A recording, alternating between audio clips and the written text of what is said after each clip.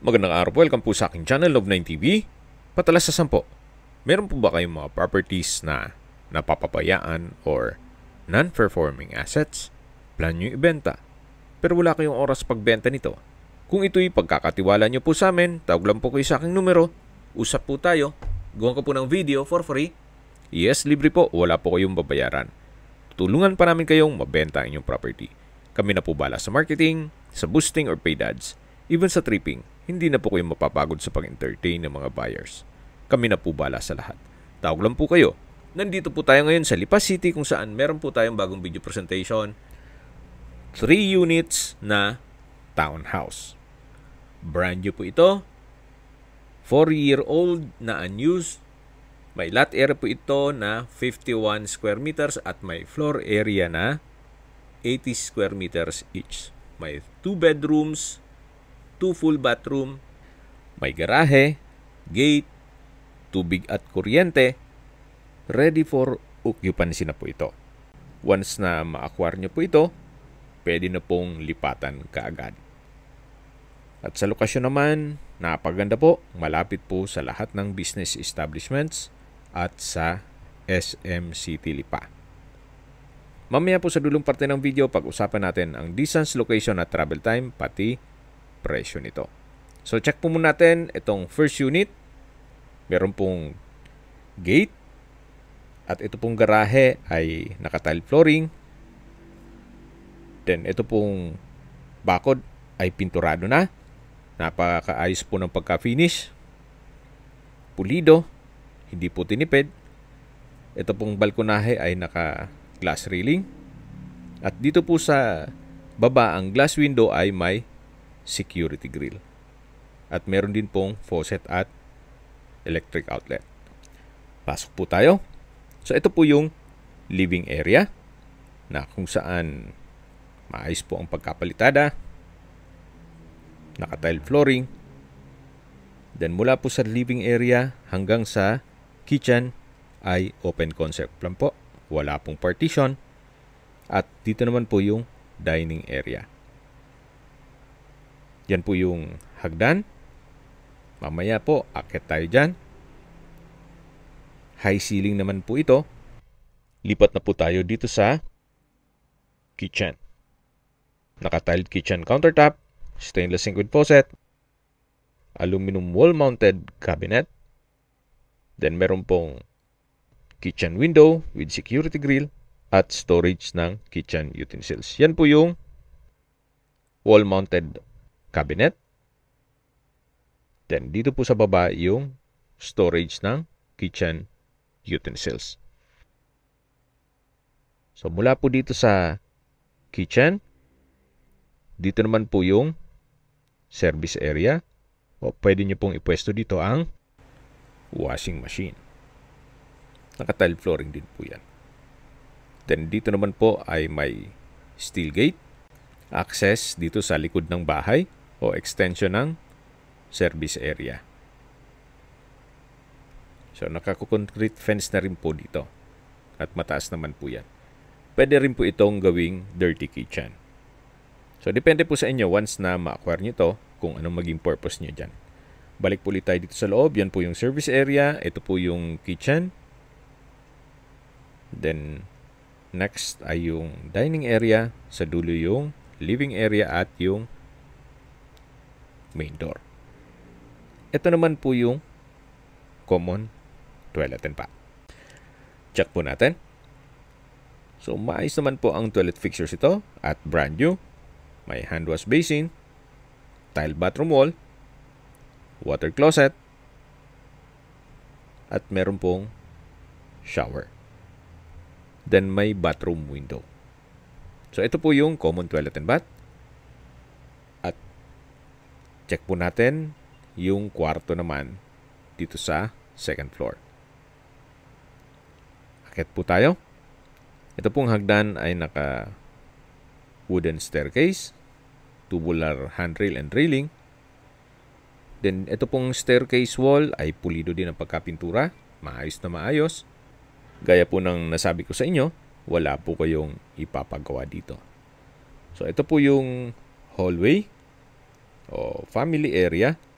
Pwede pong maglagay ng maliit na sofa, then wall-mounted TV, at check po natin itong unang kwarto. Sa spasyo, sakto lang. Hindi naman siya ganun kaliit at hindi naman ganun kalaki. May glass window with security grill at high ceiling. Then katabi lang po nito ang common toilet and bath dito sa second floor. So ito pong banyo ay halos same design lang nung banyo sa baba o yung bathroom. Naka-tile bathroom wall, may hand wash basin, water closet, may shower, at may bathroom window. Halos same design lang po. Okay, check po natin yung kabilang kwarto. So, yan po yung unang kwarto na na-check na natin. At ito po yung tinutukoy ka na pwedeng gawing family area. Then, ito naman po yung pangalawang kwarto.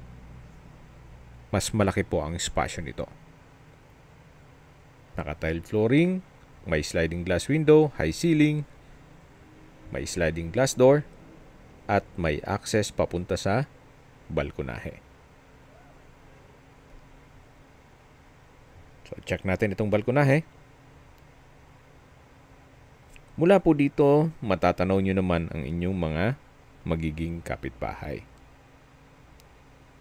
Kung saan nasa loob po ito ng isang subdivision.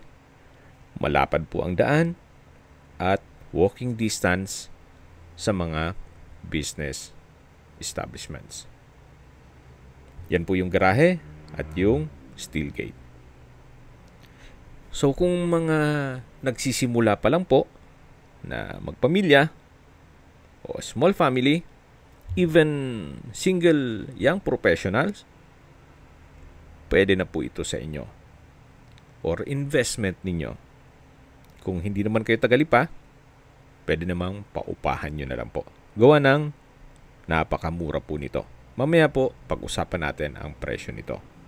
At ang kagandahan po dito, ito po'y brand new. At well-maintained naman ni owner. Kita nyo naman, 4-year-old pero napakaayos pa rin. Then meron na rin pong tubig at kuryente. At tungkol naman sa dokumento nito, ito po'y titulado. Bali po, dito sa 4 na units ay 3 pa ang available. Ito pong 2 magkatabi at yung isa sa gitna. Yung isang unit po ay nabenta na. So ito pong 2 ay unused. Then dito po sa gitna ay pinaupahan at sa dulo yung sold na po yan. So kung sakali man po na gusto nyo yung 2 unit, available pa po yan. Even 3 units. Sa mahal po ng materials ngayon at less na rin sa stress sa pagpapagawa ng bahay, you might consider this property. Modern design na rin po siya. So ito po yung second unit. Halos same floor plan, same design. Habang naglilibot po tayo, pag-usapan natin ang distance, location at travel time. Kung gaano kaganda ang lokasyon nitong property. Mula po sa SM Lipa, 1.3 kilometers lang po. O 5 minutes ang travel time. Actually, pwede nyo pong lakarin para mag-exercise na rin. Pero mula po dito sa property, papunta sa main road, na kung saan marami na rin pong mga business establishments, mga 3 minutes walk lang po. Mula naman po sa Batangas State University, ang distance is 1.9 kilometers at ang travel time is 9 minutes. Mula naman po sa De La Salle, Lipa Campus, ang distance is 3.4 kilometers at ang travel time is 12 minutes. Mula naman po sa Manila, Batangas Bypass Road, ang distance is 1.4 kilometers at ang travel time is 8 minutes. Mula naman po sa Ospital ng Lipa, ang distance is 2 kilometers at ang travel time is 6 minutes. Yan po yung lagi kong binabanggit sa inyo na dapat nyo i-consider sa pagharap ng property, yung meron pong malapit na hospital. Hindi ko naman po sinasabing sakitin kayo. Yan naman po for emergency purpose lang naman. At mula naman po sa Manila o sa airport, ang distance is 73.3 kilometers at ang travel time is 1 hour and 29 minutes. Okay, sa presyo na po tayo. Binebenta po ito ni owner sa halagang 2.5 million pesos lang po. Opo, napakamura na po nito. Kaya kung sakali man na may extra kayo, pwede nyo na pong kunin yung 2 unit, 5 million pesos. Meron ka ng 2 unit na paupahan na townhouse o rental business. Or pwede rin pong tirahan nyo yung isa, then yung isa naman ay paupahan nyo. Or kung sakali man po na 2 ang anak nyo o 3, mayroon pa pong 3 unit na pwede nyong ipamana sa kanila. So, yan naman po yung opinion ko lang naman. Depende pa rin yan sa inyong assessment dito sa property. Again, si owner is selling this brand new townhouse for only 2.5 million pesos. Well-maintained at ready for occupancy. Titulado, may tubig at kuryente. Ito po yung nasa mataas na lugar. Ang estimated elevation above sea level ay 1,042.3 feet. Kaya flood-free area. At ito pong Lipa City ay isa sa coolest city in the Philippines. Okay, kung may mga katanungan po kayo, tawag lang po kayo sa aking numero. At sa mga kababayan naman natin na sa ibang bansa, meron po akong Telegram. Sa mga iPhone user naman, may iMessage. Meron din pong Imo, Skype, Viber at WhatsApp. Same number lang po, 0917-316-3399. Sa mga nagtatanong naman po ng aming Facebook, meron po kaming Facebook page na Nov9TV at Facebook Reel Video. Meron din pong TikTok at Instagram. May ibang YouTube channel po kami na The Nov9TV Channel, Nov9TV Listings, Nov9TV On The Spot, at Nov9TV Updates. Sana po na ibigyan nyo ang video presentation. Paki-like and subscribe na lang po sa aking channel para ma-update din po kayo sa aking future listings. Kung sakali po hanap nyo yung mas malaking sukat ng lupa, meron din po kami ibang listings na pwede nyong pagpilian. Huwag po kayong magkatubiling tumawag sa amin, then let us know your budget para malaman namin kung anong property pwede namin alok sa inyo. Sa lahat mong viewers, subscriber at nagtiwala po sa amin, salamat po sa suporta. Ingat po kayo lagi at yung pamilya. Maraming salamat po.